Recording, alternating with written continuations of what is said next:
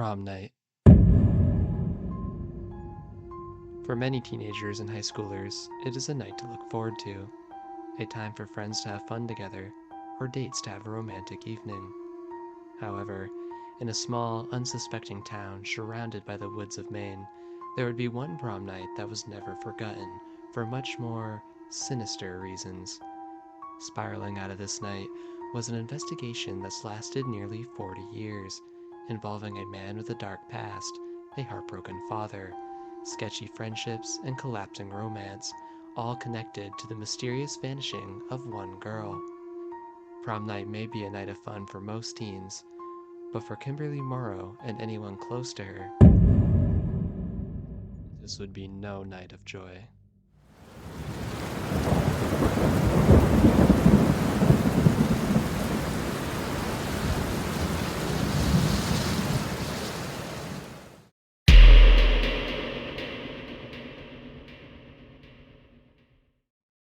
The year was 1986, our setting taking place in the small town of Jay, Maine.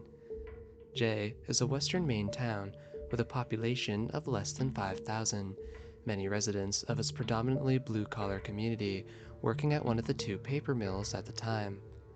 This is a very rural town, whose website boasts it is perfect for family life.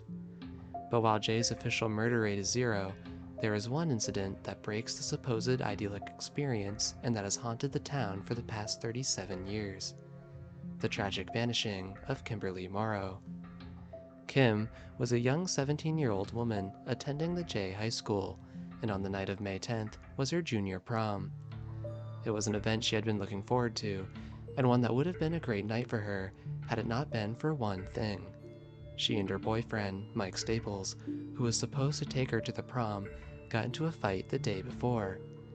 The argument was severe enough that Kim decided to ditch him as her date to the prom, and in fact, skip the dance altogether. Instead, she made plans with a new friend of hers, Rhonda Breton. The two girls went out to meet two 25-year-old men, Darren Jowdry and his best friend, Brian Edmond. They then stopped by Kimberly's house on Jewel Street at around 11 p.m., where Kim told her sister that she was just going for a ride and would be back shortly, probably in an hour or so. She left her personal belongings at home and was seen entering a white Pontiac Am with Brian Edmond. They supposedly went to a party where it was likely that drinking and light drugs were involved. Brian Edmond claims that around 3:45 a.m. the following morning, he dropped Kimberly off half a mile away from her home, as per her request, then drove off alone. Kimberly Moreau would then vanish into the night without a trace. Much to the devastation of her father, who would continue searching for her for the next 4 decades, closure on what exactly happened to his daughter was always out of reach. Now, this is the bare-bones version of the event, the one that is generally told in the news reports or segments about this girl. However, as with all disappearance cases, there is much more to the story once you do a little digging. This case gets much more complicated very quickly, as the suspicious events surrounding her friends and the dark pasts of people in the area are brought to light. Today, we're going to jump down the Kimberly Moreau rabbit hole and see what horrifying conclusions we can come to.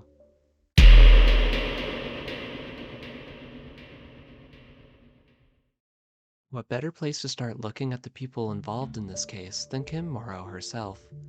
The 17-year-old girl seemed to be full of life and ambition.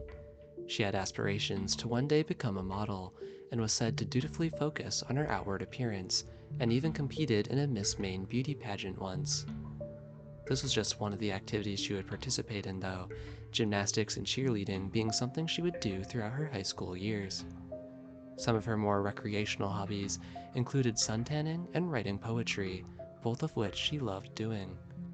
It seemed that Kim was a bit more ambitious than the rest of her family, and she was openly unsatisfied with life in the small town of Jay. She had dreams to move far away once she was grown up, and having an interest in living more independently, moved to the neighboring town of Farmington one summer, so she could both have experience living away from her parents and also be closer to her current workplace.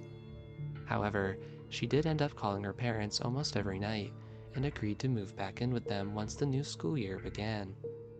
According to Kimberly's family, she didn't seem to hang out with the same friends as usual this year and associated herself with new people, such as a girl named Rhonda Breton.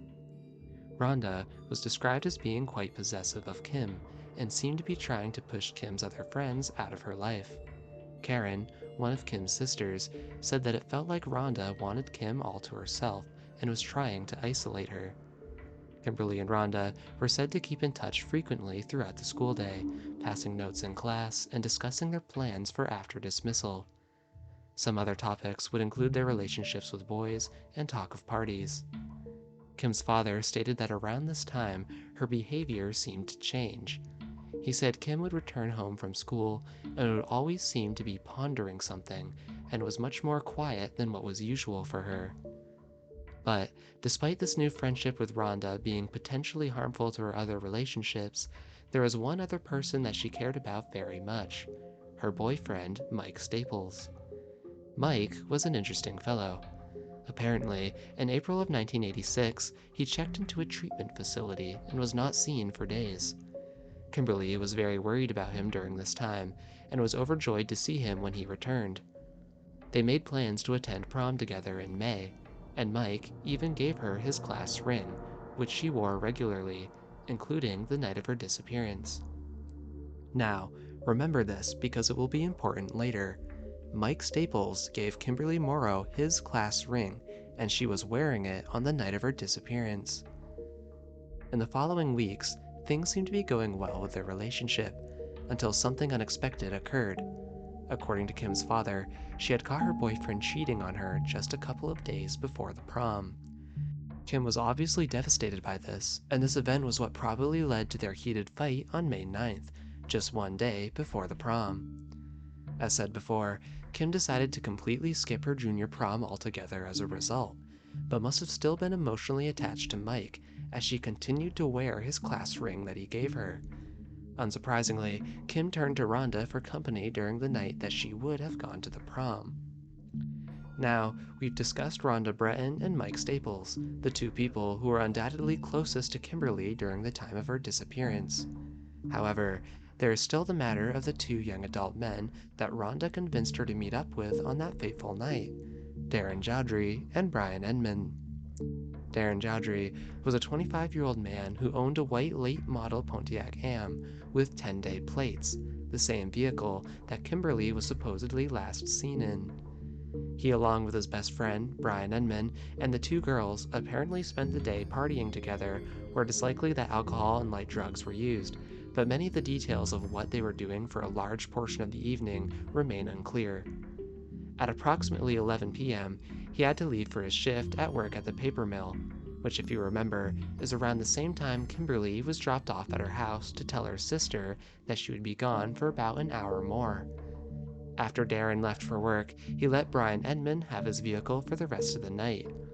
It is unclear where exactly Rhonda went off to, but she must have left the group around this time, as Brian claims to have been alone with Kimberly for the remainder of their time together. Brian Edmond was also 25 years old in 1986, and is very important to the case as he was the last person to see Kimberly alive. He has personally confirmed that he was indeed the one driving the car that night, and was also the one who briefly dropped Kimberly off at her house at around 11 p.m. He said that he and Kimberly then went to a place in town known by teens as Piss Hill, where he and Kimberly talked for a while. He would also later admit to Kimberly's father that they had consensual intercourse together that night as well, which could be interpreted as a sort of revenge sex for Kimberly, considering what happened with her and Mike a few days ago. Afterward, as he was driving Kimberly home at around 3:45 a.m., he claims that Kimberly was still very evidently emotionally devastated about the drama going on between her and Mike. Because of this, she really wanted to be alone for a while, and requested that she be let out when they were about half a mile away from her home, so she could walk the rest of the way with her thoughts. Brian complied with her request, pulling over and letting her out before driving away. He claims that he never saw her again after that.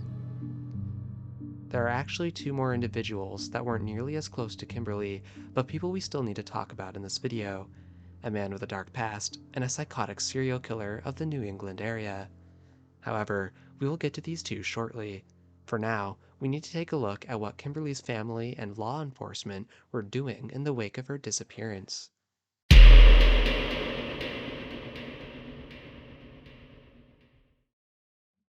On the night of her vanishing, Kimberly's parents were tending a bar function at a place called VFW Hall, which was across the street from their home. They arrived back at their house at around 2 a.m. when they checked on all of their daughters. Things seemed normal at home, except for the fact that Kimberly still wasn't back. Her sister Karen had been told back at 11 that Kim would be back in an hour, which instantly worried her father. It wasn't like Kim to do this, but even so, he waited a few more hours into the night to see if she would come home. Her father Robert did nothing but stay up and wait until 5 a.m., and when his daughter still hadn't returned at that hour, he knew something had to be very wrong. He tried to immediately file a missing persons report, but the police refused to take it until she had been gone for at least 2 days. Even when this time had passed, police investigators were very quick to write this off as a teenage runaway situation, something that is fairly common among Kim's age group, and didn't really take the case all that seriously. In response to the local police department's neglect, the Morrow family, especially Kim's father Richard, began to take things into their own hands. Her parents searched through Kimberly's purse and found several items that caused concern for them. Some loose notes from Rhonda, and a small pill box that contained 4 white pills. Her father brought the pills to the police for testing, but it soon became very possible that these pills were nothing but a small and slightly misleading part of the case. They appeared to be a very common drug used at the J school and could be easily bought at a cheap price. Karen said that a lot of high school students used this substance daily, and it was generally considered speed. She also said it was nothing like the more hardcore drugs and wouldn't be deadly to the user. Strangely, investigators never really said anything about the pills, and then they were seemingly lost, which is just another example of the police incompetence running rampant in this case. Karen also stated that soon after her sister's disappearance, she was driving around and actually spotted the car that Kim was last seen in. She pulled up to it to find none other than Darren Jowdry. Karen got right to the point and simply asked Darren, "Where is Kim?"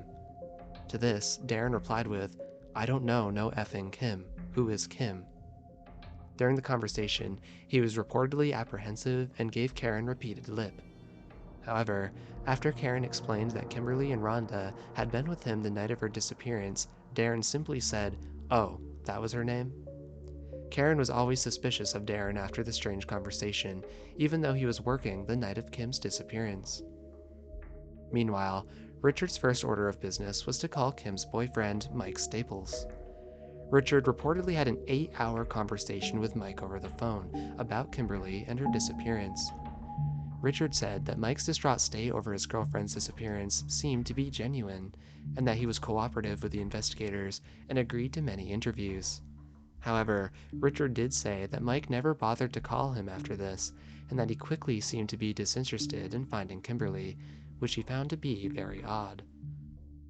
The Morrow family were also immediately very suspicious of Brian Enman, seeing as he was the last person to see Kimberly alive and not known or trusted by the family. Richard was very quick to get into contact with this man, where he learned what physical activities Kim and Brian had been up to that night. Throughout all conversations with Richard, Brian always maintained that the last he saw of Kim was when he dropped her off on Jewel Street, and that he was completely innocent in the matter of her disappearance. Finally, Richard and Karen also confronted Rhonda about what happened to Kim that night. Strangely, Rhonda's accounts of the night have been the most inconsistent, and at times, she even flat out refused to talk to them about it. She evidently tried to run away from questions regarding Kimberly's fate, and eventually moved far, far away from Jay into the state of California. The Morrow family were doing everything they could in their private investigation, but weren't coming up with answers as to what happened to their beloved Kimberly. It wouldn't be until a whole 4 months later that police and official investigators truly got involved with the case.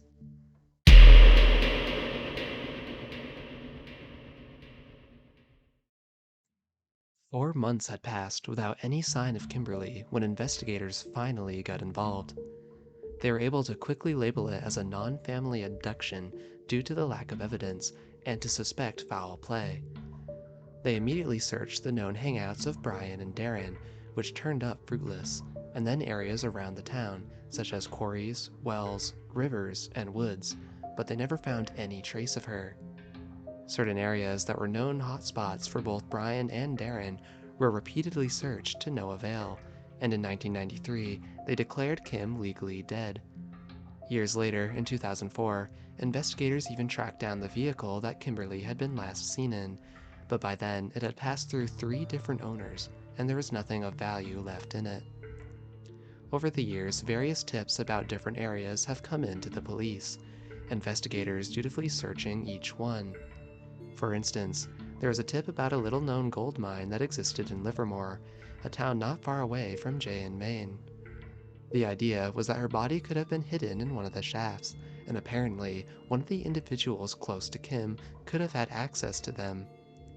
Investigators got permission from the landowners to search them, and spent a long time clearing debris and digging out the shafts, hoping to find the body of Kim.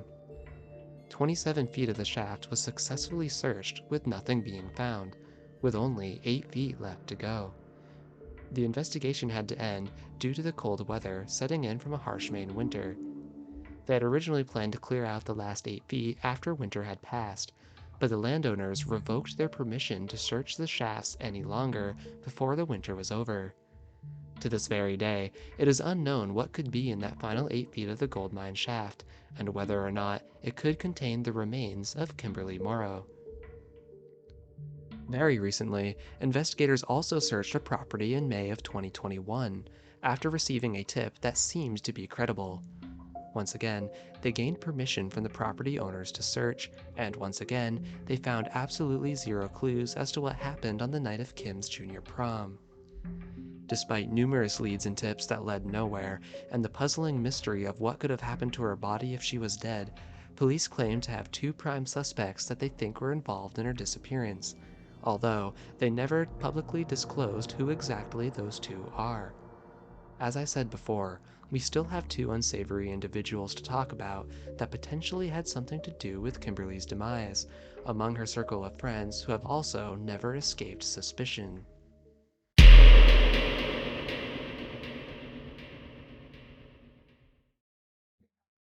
The Sins of a Man Called Louis Lent could be a video all in itself, and there is no other way to describe this man besides a monster. He was a serial killer active in the New England area around the time of Kim's disappearance, specifically a child murderer. He's one of the most depraved individuals to be produced from humanity, having been convicted of killing 2 children and the attempted abduction of another. To give you a glimpse of how evil this man truly was, one of his victims was a 12-year-old kid that he beat to death with a tree branch, and he blamed his killings on demons that were possessing him. Authorities began looking for potential connections between him and the Kimberly Moreau case in 1994, when he apparently alluded to killing a 3rd kid in Maine during his confessions. Kimberly was the only child to have gone missing in Maine during Louis Lent's killing spree. That being said, he would never give the identity of this 3rd child, nor whether or not his attack had been fatal. It should be noted that investigators don't believe Louis is connected to as many cases as he was named a possible suspect in, and is only linked to many of these through conjecture. He became less of a suspect in the Kimberly Moreau case, as it was understood that this 3rd kid Louis may or may not have actually killed wasn't necessarily specifically alluded to be in the state of Maine. Louis Lent remains incarcerated and is no longer considered a likely candidate to be responsible for Kim's disappearance. Now let's talk about one of the most interesting individuals involved in this case, and one that is far more likely to be in the midst of everything, a man named Calvin Tidswell. For many years, Calvin has been considered a likely suspect in this case. His family owned a farm in town and were well known and respected by the community. Despite this good image of his family, Calvin caused a lot of trouble in school, but he always seemed to get out of it. Some of his former classmates recall how he had no fear of mouthing off to the teachers, and didn't appear to face any consequences whatsoever. Calvin's inclination to troublemaking would soon go far beyond being annoying in school, when his extensive criminal record began to take shape. In 1978, when Calvin was 18 years old, he was arrested for stealing a vehicle. Calvin and one of his friends, a 16-year-old girl, had taken the stolen car for a joyride, where Calvin then tragically crashed it, killing his friend as a result. I'd imagine Calvin would be racked by guilt for this event for the rest of his life, and he pleaded guilty to involuntary manslaughter and spent 2 years in the Maine State Prison. He did manage to complete his GED while in prison, but he also befriended a lot of sketchy people, some of who were even career criminals at the time. Interestingly, at some point shortly after he was released from prison, Calvin started an arcade in the Livermore area called the Dragon's Den, and it quickly became a favorite lounge and hangout area for many local teenagers, including, you guessed it, Kim Moreau and her friends. While he ran the arcade, he befriended many of the high schoolers and teenagers that frequented it, a few of which joined in an illegal side job he was running as well, namely the selling of drugs. He was also said to be very manipulative and controlling of teens who got caught up in his operations. According to reports, Calvin was relatively close to the new group of friends that Kimberly was hanging out with, and as a result, he got to know her. According to some witnesses, he and Kimberly got into a heated argument while at the party, and some even go so far as to say it escalated into a physical altercation. Calvin denies all of this and has discredited the witnesses who have come forward. In the same year that Kim Morrow disappeared, Calvin was arrested for assaulting a police officer who was trying to break up a party he was attending. While he was in jail, he says to have seen coverage of Kim's case and wrote a letter to her family explaining that he and Kimberly had become somewhat close in the past few weeks and had an amicable relationship. He said he was even the one who drove her to the treatment facility to visit Mike while she was missing him so badly. He also expressed his great concern for her well-being in this letter. In the following weeks, it would be discovered that Calvin was in possession of Mike's class ring. Wait, what?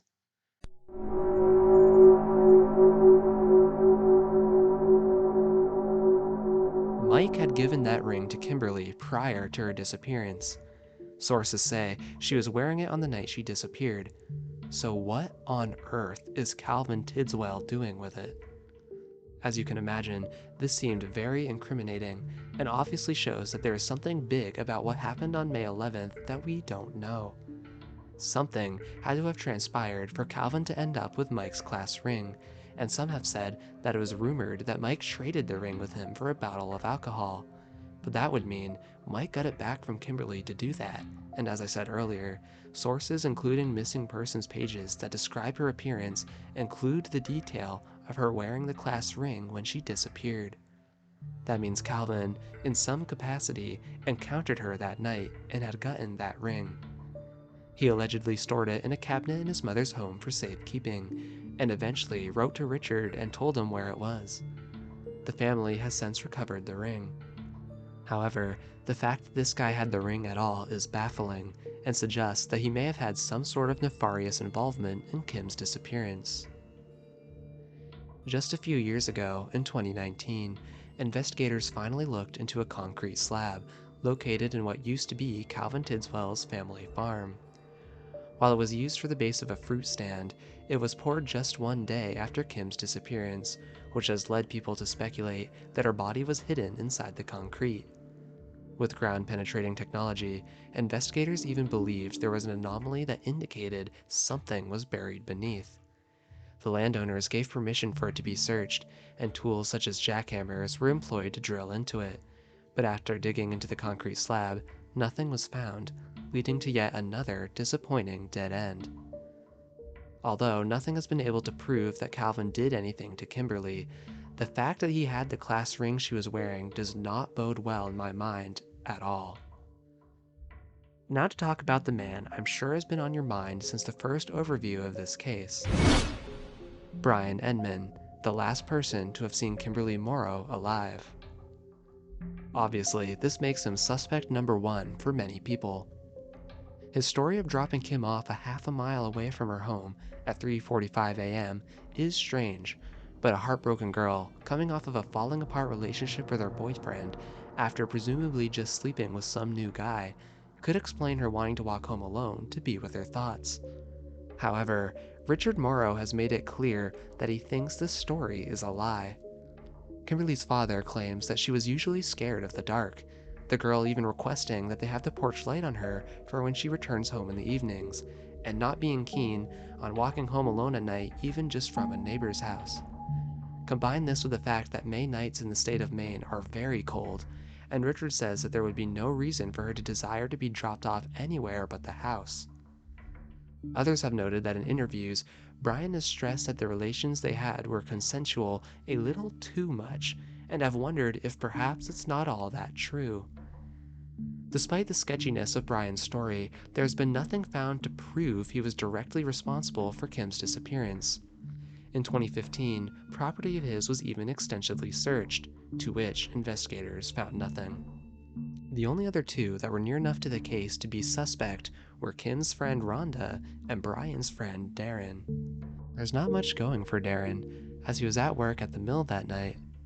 Karen had said she found the way he referred to Kim in the past tense a little suspicious, but that could be explained due to the fact that his interactions with her had been a few days prior. At best, one could assume Darren knows what transpired that night, but probably isn't responsible. Rhonda's behavior certainly was odd, with her stories being inconsistent and her reluctance to talk about anything related to Kimberly's disappearance.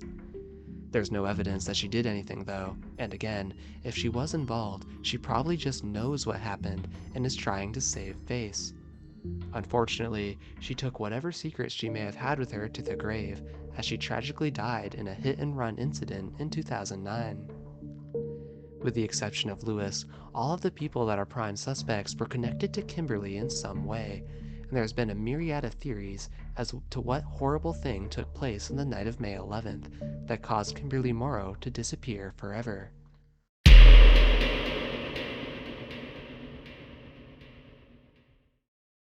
Richard Morrow, along with the investigators of the case and nearly everyone who has researched it, does not believe Brian Enman's story.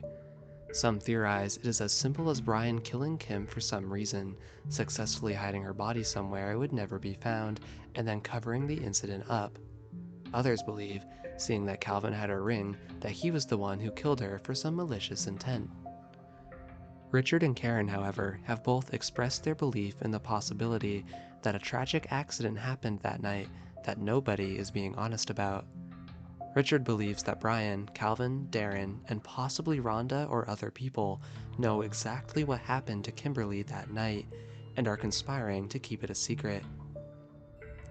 The accident could have been something involving a drug overdose or some other consequence of drug or alcohol usage, which would align with Calvin's secret business, and seeing as they're all participating in something illegal, they decided to keep it a secret, and Brian fabricated the story of dropping her off at Jewel Street. Richard, along with others, have wondered if Kim's boyfriend Mike was involved somehow, considering their heated fight just the day prior, but he seems a lot less likely than some of the other candidates. Still, Richard has kept in contact with Mike, Brian, Darren, and Calvin, hoping one day one of these men will slip up and reveal something that will lead to the truth of what happened to Kim and where her remains might be. However, as time never stops marching farther and farther away from the fateful night of Kimberly's disappearance, things look more and more bleak for the Morrow family, ever finding closure.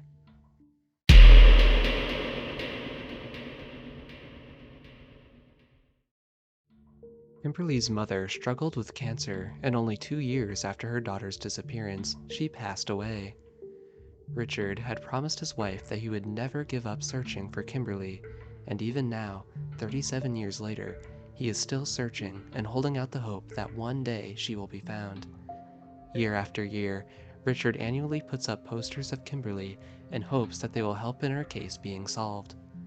With his increasing age, he has expressed that he can feel his health is beginning to not be what it used to, and that has added urgency to his search for Kim, desiring to find her before it's too late. He says all he wants now is to find Kimberly and put all of this to rest. To this day, he still lives in the house he once shared with his wife and daughter.